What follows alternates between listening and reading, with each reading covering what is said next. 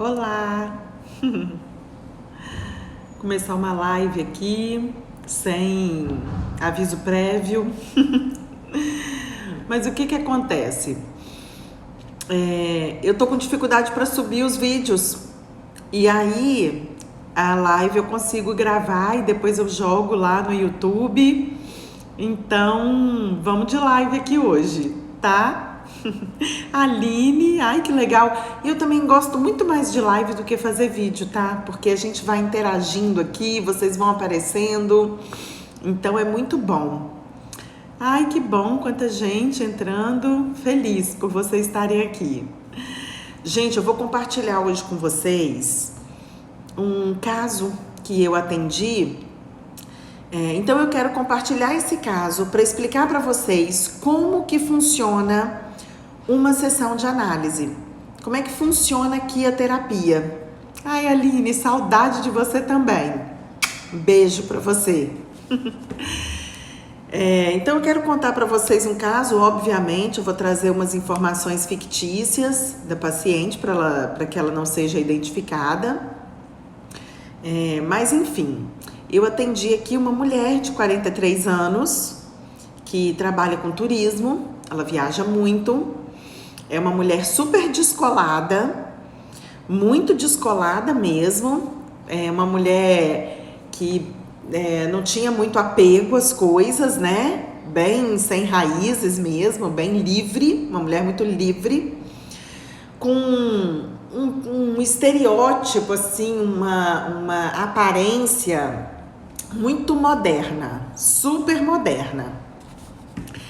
E aí, a gente conversando sobre a vida dela. Na psicanálise, a gente parte da premissa de analisar a infância. Então, tudo começa na infância. A gente vai investigar ali a relação dela com os pais, onde ela foi criada, onde a pessoa viveu, as experiências que ela teve ali, as primeiras lembranças. Então, tudo isso a gente vai investigando e vocês vão entender por que isso é importante. Eu tenho alguns clientes que nas primeiras sessões falam assim, mas para que eu vou falar da minha infância? Eu quero resolver o hoje. Então, tudo que acontece na nossa infância fica registrado no nosso inconsciente. E a gente traz essas informações para a vida adulta. Então, nós tomamos um monte de decisões na vida adulta baseada nas experiências que nós vivemos lá na infância.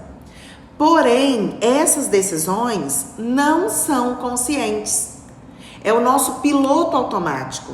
Elas são muito sutis. E o objetivo da terapia é fazer o quê? É te ajudar a tirar essas informações que estão ali inconscientes e trazer para a consciência. E aí, na análise com essa moça, ela me contou que ela tinha um piercing no clitóris. E aí, quando ela falou, na hora que ela falou, parece que eu senti a dor, né? E eu fiz mesmo uma expressão assim, eu falei, nossa, no clitóris? Que dor que deve ter sido. Foi a minha expressão espontânea na hora. E ela falou assim, não doeu nada. Aquilo ali, aquela fala dela, a forma como ela falou, me chamou a atenção. Por quê? Porque, gente, quem tem clitóris sabe o que é um clitóris, uma sensibilidade no clitóris, é muito sensível. Então, é praticamente impossível uma pessoa colocar um piercing no clitóris e não sentir dor. E aí eu comecei a conversar com ela sobre isso e percebi que ela se tornou uma mulher muito resistente à dor. Não é que ela estava mentindo para mim, ela não estava contando mentira para mim, ela não estava aqui fazendo uma cena. Ela desenvolveu essa natureza. Ela precisou ficar forte. Eu entendi isso, que ela precisou ficar forte. Mas ela desenvolveu isso. Então ela desenvolveu essa postura de estar muito forte diante de todas as adversidades da vida. E a dor de colocar um piercing no clitóris era uma dor totalmente suportável para ela, né? Ela se posicionou dessa maneira na vida. E na conversa que eu ia tendo com ela ia me contando várias experiências onde ela demonstrava muita força.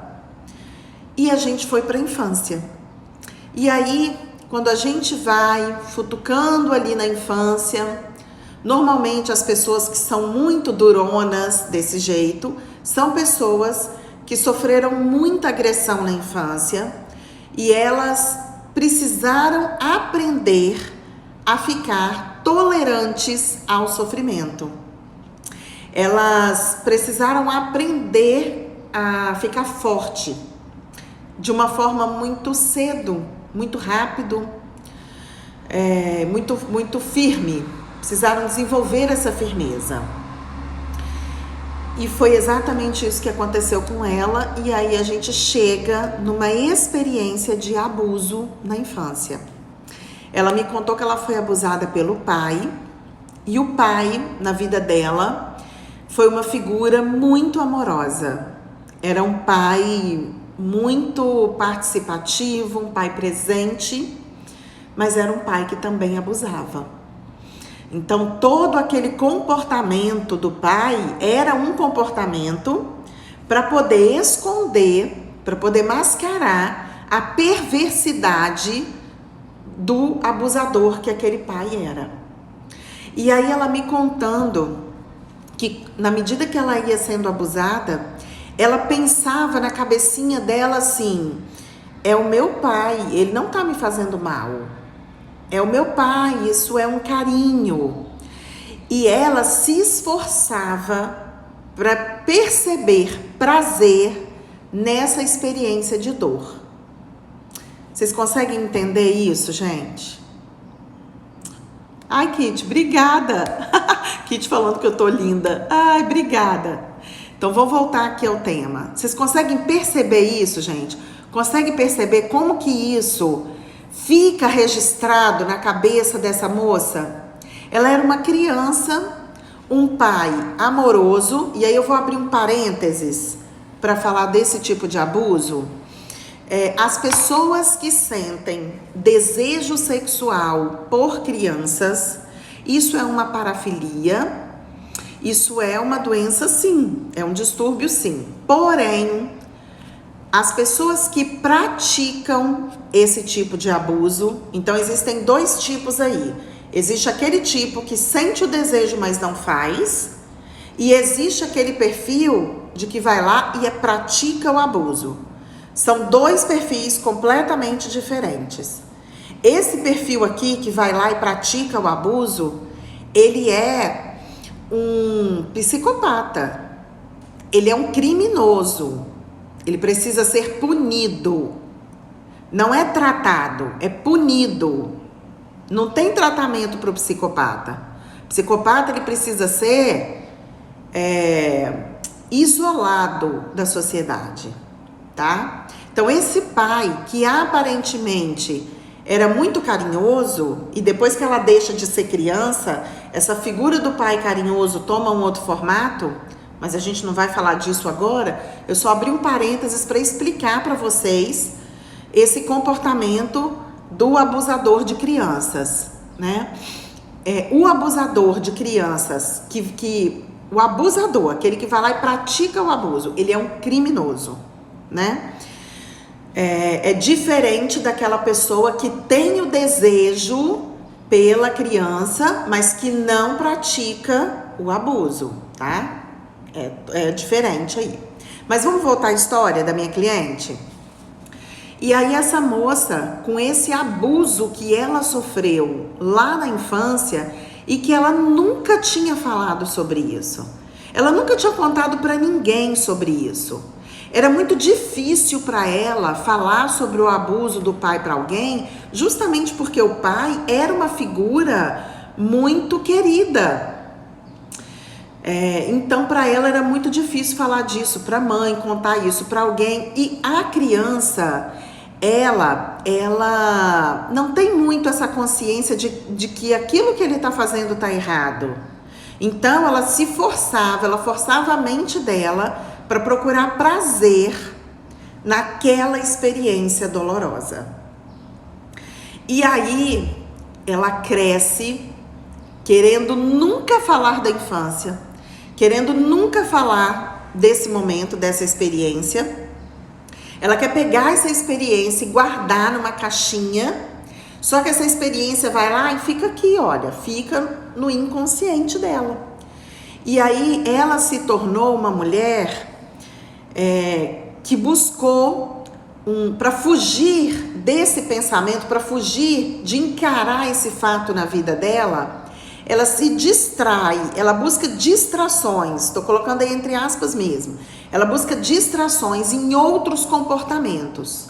No caso dela, os outros comportamentos foram machucar o próprio corpo. Então, o piercing no clitóris era uma forma dela ferir o próprio corpo e assim distrair daquela dor. Só que essa decisão é inconsciente. Porque eu falando aqui para vocês, é fácil a gente pensar assim, nossa, mas uma coisa não tem nada a ver com a outra. E não tem lógica mesmo. Porque essa decisão é uma decisão que nós tomamos no sistema límbico, que é o nosso sistema das emoções. E as decisões emocionais, elas não têm lógica. A gente não adianta querer buscar a lógica ali, não tem lógica. As compulsões, as doenças, as transferências que a gente faz, não tem lógica, é uma decisão emocional. E aí essa moça, ela começa a se olhar de outra forma, a gente volta lá no passado, ela ressignifica aquela infância. É preciso entender que o pai e a mãe são pessoas que são normais, que têm defeitos, são pessoas que também tiveram a própria infância, uma infância muitas vezes de dor também. É muito possível que o pai dela também tenha sofrido algum abuso, porque todo abusador foi abusado. Nem todo abusado se torna um abusador, mas todo abusador foi abusado. Então, quando a gente olha para os pais, quando a gente olha para a nossa infância, de forma mais consciente, sem estar totalmente envolvido no vitimismo, no julgamento, a gente consegue trabalhar essa cura. A gente traz essa informação que estava lá no inconsciente, memorizada por uma dor, porque essa memória inconsciente, ela é visceral, gente. A gente tem uma memória de sensação, não é uma memória consciente, é uma memória de sensação. Então, quando ela fazia uma tatuagem, ela tem piercing em vários lugares. Então, quando ela fazia uma tatuagem, quando ela colocava um piercing, quando ela sentia alguma dor, ela gosta da prática de sadomasoquismo na relação sexual. Então, a dor, quando ela sente dor, aquilo ali remete ela a um prazer. Essa é uma memória emocional que foi criada lá na primeira infância. Por isso que nós precisamos tratar a nossa infância. Por isso que na psicanálise a gente vai lá na infância. Por isso que eu falo tanto aqui para vocês sobre a cura da criança interior. Então, o que nós fizemos? Nós fizemos a cura dessa criança. Nós trabalhamos a cura dessa criança, porque ela tinha comportamentos de compulsão e comportamentos de autoflagelação. Tatuagem e piercing pelo corpo inteiro. Deixa eu falar uma coisa pra vocês, que aqui na internet a gente tem que falar o que fala e tem que falar o que não fala. Não estou querendo dizer aqui que todo mundo que tem piercing, tatuagem, sofreu abuso na infância, tá se flagelando. Não estou dizendo isso, tá, gente? Entenda bem, eu estou trabalhando um caso específico. Quando nós trabalhamos as pessoas, nós lidamos com a subjetividade de cada um. A gente precisa respeitar a subjetividade de cada um. Cada um tem uma história. As histórias não são iguais. Nós até temos comportamentos que são padronizados. Mas as histórias de cada um são histórias pessoais, individuais. Então a gente trabalha o caso individual. Então, por favor, não vai sair por aí achando que todo mundo que tem piercing, tatuagem, passou por essa experiência. Esse caso é o dela, dessa cliente que eu estou compartilhando com vocês. E eu trouxe o caso dela para vocês, para que vocês possam entender como que a nossa infância tem impacto na vida adulta, como que o nosso inconsciente guarda mensagens. Nós tomamos decisões baseadas no inconsciente e a gente não percebe, porque a gente anda no piloto automático. Como que é importante essa experiência de olhar para dentro, de perceber esses comportamentos automáticos, de se perguntar qual o sentido desses comportamentos automáticos, para que a gente possa reencontrar com a nossa essência, com a nossa força, porque Deus habita em nós. Deus está aqui, essa força infinita, essa força do universo, esse poder maravilhoso que todos nós temos. Mas é que algumas experiências que a gente vivencia pega esse poder e abafa esse poder. Mas tem ali, a centelhazinha está ali, esperando para ser alimentada. A terapia faz isso. O processo de análise da infância tem essa proposta de nos ajudar a curar todas as dores que nós vivemos lá na infância, porque tem medos que a gente tem hoje, tem situações que a gente evita hoje que não faz mais sentido. Fazia sentido lá quando a gente era pequenininho, criança. Só que é inconsciente, lembra? O inconsciente não tem lógica, mas a gente traz isso para a nossa vida adulta, né? Vou dar um exemplo bem bobinho para vocês. Faz sentido ter medo de barata? Não faz sentido nenhum. O medo de barata está ligado a um medo aprendido lá na infância, né?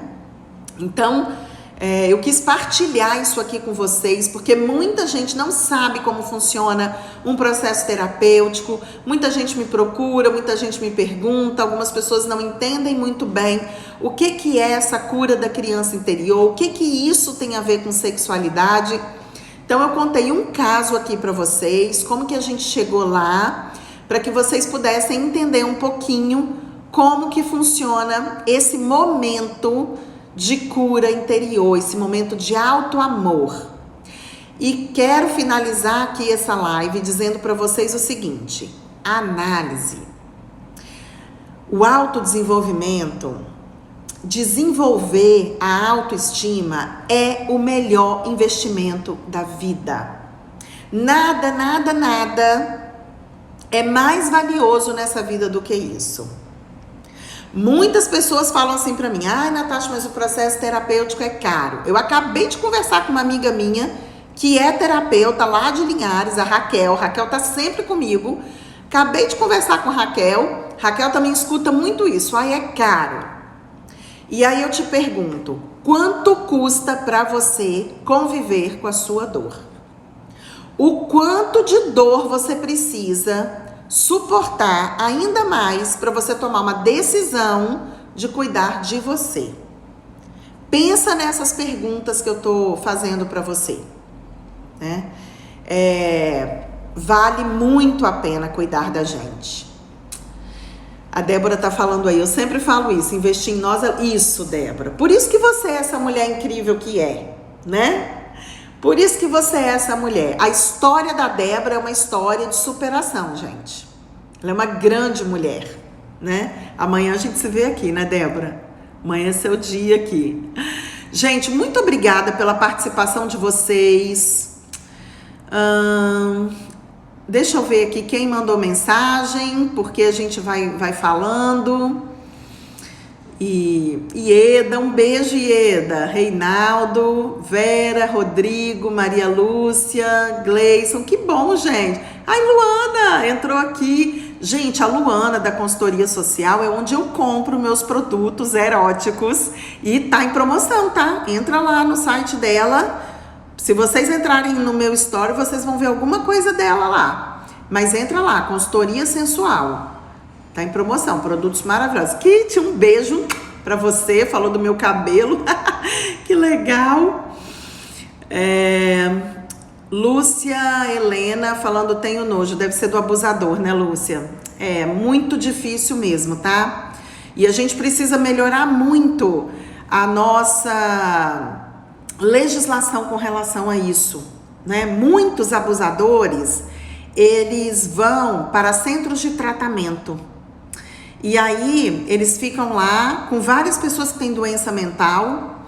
O psicopata, ele não tem doença mental e ele acaba abusando desses doentes mentais. Eu vou fazer uma live um dia falando sobre o psicopata. Débora, enfim, Cida, ai que bom, Cida. Monique, que bom, gente. Rosiane, Amanda, muito bom ver vocês aqui, tá? Márcio, tudo bem, Márcio? Sexta-feira a gente tá lá no programa da Rádio Novo Tempo. Voltamos, hein, gente, com o programa na Rádio Novo Tempo, toda sexta, 10h15. Próxima sexta, o tema é relações tóxicas. Então, meus amores, um beijo para vocês, obrigado. Se vocês acham que essa live é interessante para alguém, compartilha. Pensa em você, se prioriza na vida. Nada é mais importante do que você. Então, um beijo e até a próxima live.